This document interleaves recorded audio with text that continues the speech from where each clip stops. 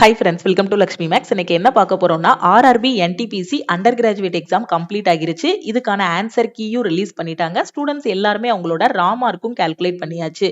இப்போ இந்த எக்ஸாமுக்கான expected cut off என்னவா இருக்கும் இதை பத்தி தான் இந்த வீடியோல நம்ம டிஸ்கஸ் பண்ண போறோம். ஓவராலா NTPC கிராஜுவேட் அண்டர் கிராஜுவேட்டுக்கு 1.2 crore ஸ்டூடெண்ட் வந்து அப்ளை பண்ணிருக்காங்க. அதுல அண்டர் கிராஜுவேட்டுக்கு அப்ளை பண்ணவங்க எவ்வளவு பேருனா 63 லட்சம் பேர் வந்து அப்ளை பண்ணிருக்காங்க. இந்த 63 லட்சத்துல எக்ஸாம் எழுத போனவங்க எவ்வளவு பேர் அப்படின்னு பாத்தீங்கன்னா 45% வந்து எக்ஸாம் எழுத போயிருக்காங்க. அதாவது 28 லட்சம் ஸ்டூடெண்ட் வந்து எக்ஸாம் எழுத போயிருக்காங்க. இந்த 28 லட்சத்துல இருந்து CBT 2க்கு எவ்வளவு பேரை ஷார்ட் லிஸ்ட் பண்ணுவாங்க அப்படின்னு பாத்தீங்கன்னா வேகன்சில 20 டைம்ஸ் வந்து ஷார்ட் லிஸ்ட் பண்ணுவாங்க. எப்பவுமே எந்த ஒரு எக்ஸாமுக்கும் கட் ஆஃப் டிக்ளேர் பண்றதுக்கு முன்னாடி என்னெல்லாம் பார்ப்பாங்கன்னா எவ்வளவு ஸ்டூடெண்ட் அப்ளை பண்ணிருக்காங்க, அதுல எவ்வளவு ஸ்டூடெண்ட் எக்ஸாம் எழுத வந்திருக்காங்க, எத்தனை ஷிஃப்ட் நடந்திருக்கு, அதுல ஈஸியான ஷிஃப்ட் எது, மாடரேட்டான ஷிஃப்ட் எது, டிஃபிகல்ட்டான ஷிஃப்ட் எது, இது எல்லாத்தையும் அனலைஸ் பண்ணி தான் கட் ஆஃப் வந்து டிக்ளேர் பண்ணுவாங்க. நமக்கு எக்ஸாம் பாத்தீங்கன்னா ஆகஸ்ட் 7ல இருந்து செப்டம்பர் 9 வரைக்கும் நடந்துச்சு. ஓவராலா 19 நாள் வந்து எக்ஸாம் நடந்திருக்கு. 57 ஷிஃப்ட் வந்து எக்ஸாம் நடந்திருக்கு. ஓகே, சோ இப்போ இந்த எக்ஸாமுக்கு எக்ஸ்பெக்டட் கட் ஆஃப் பாத்தீங்கன்னா ஜெனரலுக்கு 65ல இருந்து 70 வரைக்கும் நாம எக்ஸ்பெக்ட் பண்ணலாம். சப்போஸ் கட் ஆஃப் வந்து ஹையா வைக்கிறாங்க அப்படின்னா ஜெனரலுக்கு கட் ஆஃப் வந்து 70 வைப்பாங்க. கட் ஆஃப் வந்து லோ ஆகுது அப்படின்னா 65 கிட்ட வைப்பாங்க. நீங்க ஜெனரல்ல வரீங்க, உங்களோட ரா மார்க் வந்து 65ல இருந்து 70க்குள்ள வருது அப்படின்னா இது வந்து ஒரு குட் ஸ்கோர் தான். ஓகேவா? சோ கண்டிப்பா நீங்க CBT 2க்கு படிக்க ஆரம்பிக்கலாம். நீங்க OBCயா இருக்கீங்க அப்படின்னா உங்களோட ரா மார்க் 60ல இருந்து 65க்குள்ள இருக்கு அப்படின்னா நீங்க வந்து CBT 2க்கு படிக்க ஆரம்பிக்கலாம். அதாவது 60க்கு மேல உங்களோட ஸ்கோர் வருது, 60க்கு மேல வருதுன்னா CBT 2க்கு நீங்க படிக்க ஆரம்பிக்கலாம். ஜெனரலா இருக்கீங்க அப்படின்னா 65 இல்ல 65க்கு மேல வருது அப்படின்னா நீங்க CBT 2க்கு படிக்கலாம். SC ஸ்டூடெண்ட்டுக்கு நாம எவ்வளவு கட் ஆஃப் எக்ஸ்பெக்ட் பண்ணலாம்னா 55ல இருந்து 60 வரைக்கும் எக்ஸ்பெக்ட் பண்ணலாம். STக்கு பாத்தீங்கன்னா 50ல இருந்து 55 வரைக்கும் நாம எக்ஸ்பெக்ட் பண்ணலாம். ஓகேவா? கட் ஆஃப் லோ ஆகுது அப்படின்னா URக்கு 65 இருக்க வாய்ப்பு இருக்கு, OBCக்கு 60, SC ஸ்டூடெண்ட்டுக்கு 55, STக்கு 50 வந்து எக்ஸ்பெக்ட் பண்ணலாம். ஹை ஆகுது அப்படிங்கும்போது URக்கு 70, OBCக்கு 65, SC ஸ்டூடெண்ட்டுக்கு 60, STக்கு 55 மார்க் வந்து நாம வந்து எக்ஸ்பெக்ட் பண்ணலாம். ஓகே, இந்த ரேஞ்சில உங்களோட ரா ஸ்கோர் வருது அப்படின்னா நீங்க CBT 2க்கு தாராளமா படிக்கலாம். சோ மத்த ஸ்டூடெண்ட் எல்லாருமே உங்களோட ப்ரிப்பரேஷனை அப்படியே விட்டுறாம அப்படியே கன்சிஸ்டன்டா படிங்க. ஏன்னா அடுத்து நமக்கு வந்து குரூப் டி எக்ஸாம் வந்து இருக்கு. ஓகே, சோ இப்போ நிறைய ஸ்டூடெண்ட்ஸ் வந்து மற்ற ஹிந்தி சேனல்ஸ் எல்லாமே பார்த்துட்டு மேம் கட் ஆஃப் வந்து 80க்கு மேல வருதுன்னு சொல்றாங்க, 85 கிட்ட வருதுன்னு சொல்றாங்க, என்னோட ஸ்கோர் வந்து வெறும் 70 தான் வருது, 75 தான் வருது, நான் CBT 2க்கு படிக்கலாமா அப்படின்னு கேக்குறாங்க.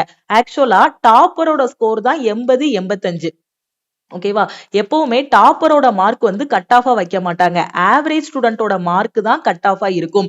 இப்ப ஃபார் எக்ஸாம்பிள் ஓவராலா எனக்கு 50 ஸ்டூடெண்ட் வந்து ஷார்ட் லிஸ்ட் பண்ணணும், 50 கேண்டிடேட் தான் ஷார்ட் லிஸ்ட் பண்ணணும்னா அதுல ஃபர்ஸ்ட் ரேங்க், செகண்ட், தேர்ட்னு 50 வரை போட்டுருவாங்க.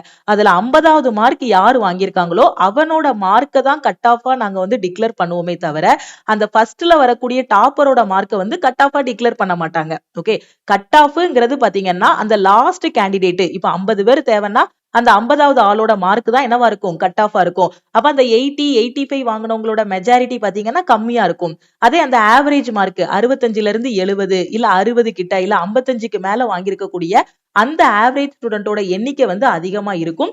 ஆவரேஜ் ஸ்டூடெண்டோட மார்க் தான் கட் ஆஃபா இருக்குமே தவிர டாப்பரோட மார்க் வந்து கட் ஆஃபா இருக்காது. ஓகே, சோ URக்கு நீங்க 65க்கு மேல அட்டன் பண்ணிருக்கீங்க, அதாவது 65க்கு மேல உங்களோட ரா ஸ்கோர் வருது அப்படின்னா நீங்க வந்து தாராளமா CBT 2க்கு படிக்கலாம். OBCக்கு 60 இல்ல 60க்கு மேல வருது அப்படின்னா நீங்க தாராளமா CBT 2க்கு படிங்க.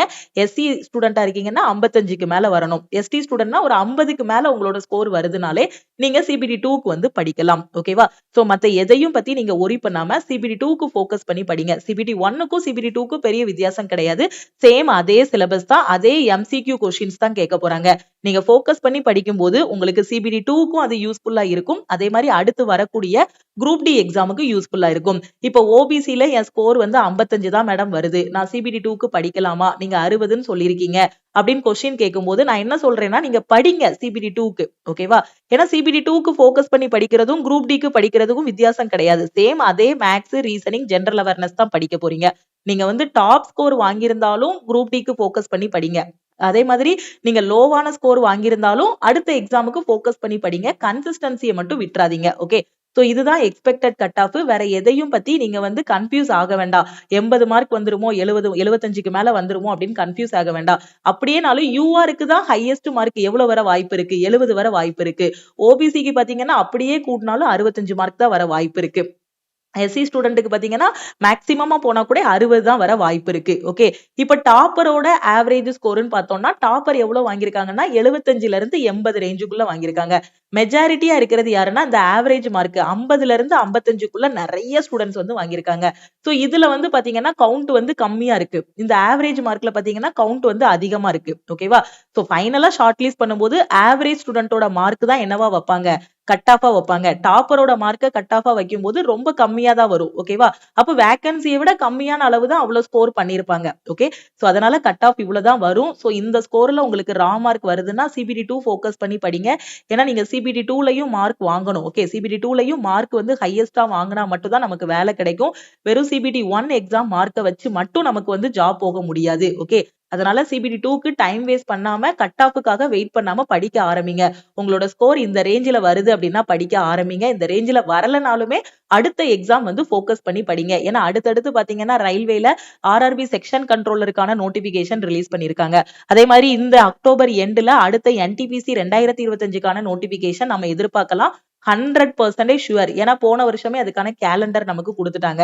அதுக்கப்புறம் டிசம்பர் எண்ட்ல குரூப் டிக்கான நோட்டிபிகேஷன் இல்லைன்னா ஜனவரி 2026ல குரூப் டிக்கான நோட்டிபிகேஷன் வந்து எக்ஸ்பெக்ட் பண்ணலாம். அடுத்தடுத்து வாய்ப்புகளும் கொடுக்குறாங்க, எக்ஸாம்ஸும் வச்சிட்டு இருக்காங்க. இந்த எக்ஸாம்ஸ்ல பண்ண மிஸ்டேக்ஸ் எல்லாத்தையுமே அடுத்த எக்ஸாம்ல வந்து கரெக்ட் பண்ணுங்க.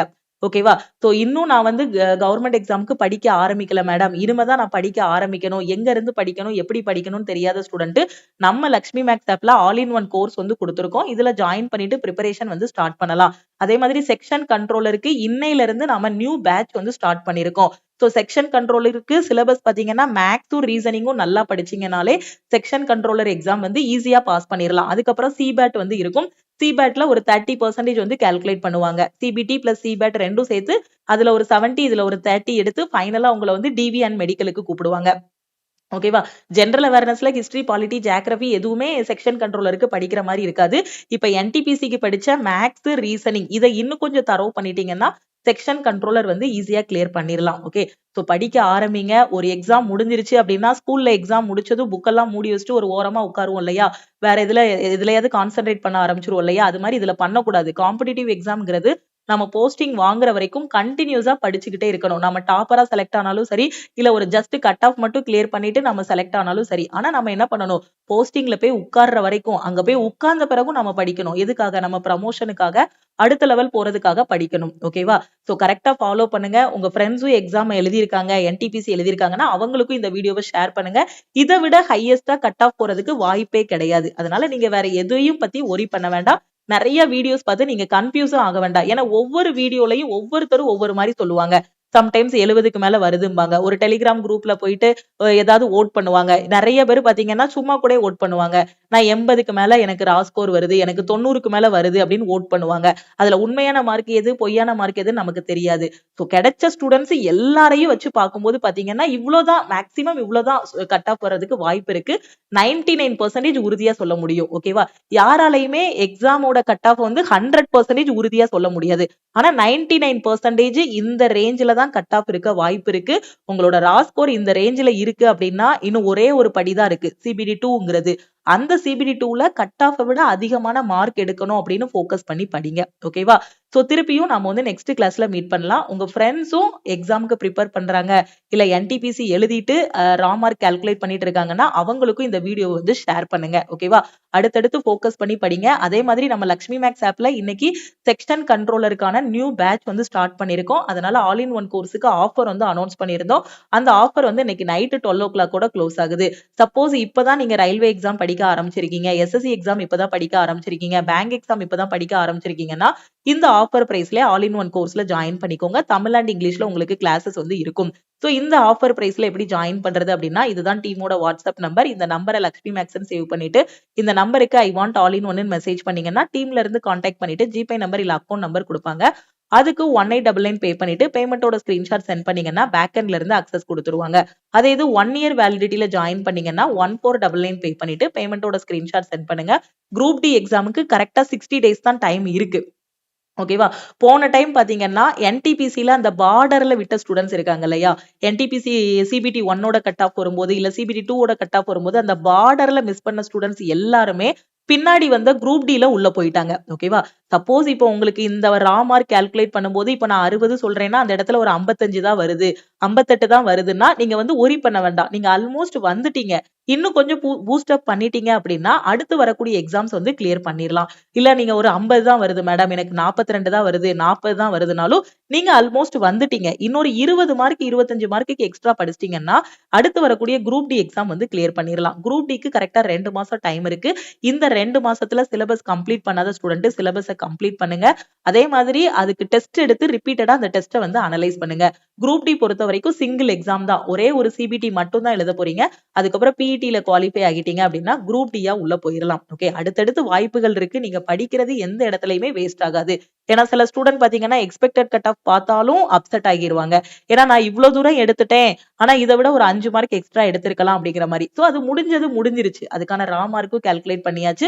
முடிஞ்சத போய் நம்மளால மாத்தி வைக்க முடியாது. இனி வரக்கூடியத நம்மளால என்ன பண்ண முடியும்? நமக்கு பிடிச்ச மாதிரி மாத்த முடியும். அதுக்கான எஃபோர்ட்ட போடுங்க. 100% எஃபோர்ட்ட போட்டீங்கன்னா 200% உங்களுக்கு ரிசல்ட் வந்து கிடைக்கும். இனியும் நீங்க வந்து எக்ஸ்பெக்டட் கட் ஆஃப் என்ன அப்படிங்கிற மாரி ஒவ்வொரு பக்கமா தேடிட்டே இருக்காதீங்க. ஓகேவா? சிம்பிளா சொல்லப்போனா இதுக்குள்ள தான் கட் ஆஃப் வந்து இருக்கும். இத தாண்டி போறதுக்கு வாய்ப்பே கிடையாது. சோ அடுத்து சிபிடி 2 ஃபோக்கஸ் பண்ணக்கூடிய ஸ்டூடெண்ட் சிபிடி 2 ஃபோக்கஸ் பண்ணுங்க. மார்க் ரொம்ப கம்மியா வந்துருச்சா? குரூப் டி ஃபோக்கஸ் பண்ணுங்க. ஆனா பிரிப்பரேஷன மட்டும் விட்றாதீங்க. ஓகே. கன்சிஸ்டன்ட்டா உட்கார்ந்து படிங்க. ரிப்பீட்டடா டெஸ்ட் எடுங்க. சக்சஸ் உங்களுக்கு தான். திருப்பியும் நம்ம நெக்ஸ்ட் கிளாஸ்ல மீட் பண்ணலாம். செக்ஷன் கண்ட்ரோலருக்கு எப்படி அப்ளை பண்ணணும்ங்கிறதுக்கான வீடியோவும் போட்டிருக்கோம். அதே மாதிரி படிக்கிறதுக்கான பேட்சும் ஸ்டார்ட் பண்ணியாச்சு. ஃபர்ஸ்ட் வீக்கோட பிளான் வந்து ஸ்டார்ட் பண்ணியாச்சு. ஓகேவா? சோ நெக்ஸ்ட் வீக் சாட்டர்டே வந்து ஃபர்ஸ்ட் வீக்குக்கான டெஸ்ட் வந்து இருக்கும். சோ ஜாயின் பண்ணக்கூடிய ஸ்டூடெண்ட் இமிடியேட்டா கிளாஸ்ல ஜாயின் பண்ணிட்டு பிரிப்பரேஷன் ஸ்டார்ட் பண்ணுங்க. டைம் வேஸ்ட் பண்ணாதீங்க. நம்ம டெலிகிராம் குரூப், டெலிகிராம் சேனல் இன்னும் ஜாயின் பண்ணல அப்படின்னா டெலிகிராம் குரூப் அண்ட் சேனலையும் ஜாயின் பண்ணிக்கோங்க. இன்ஸ்டாகிராம்லயும் லக்ஷ்மி மேக்ஸ ஃபாலோ பண்ணிக்கோங்க. தேங்க்யூ.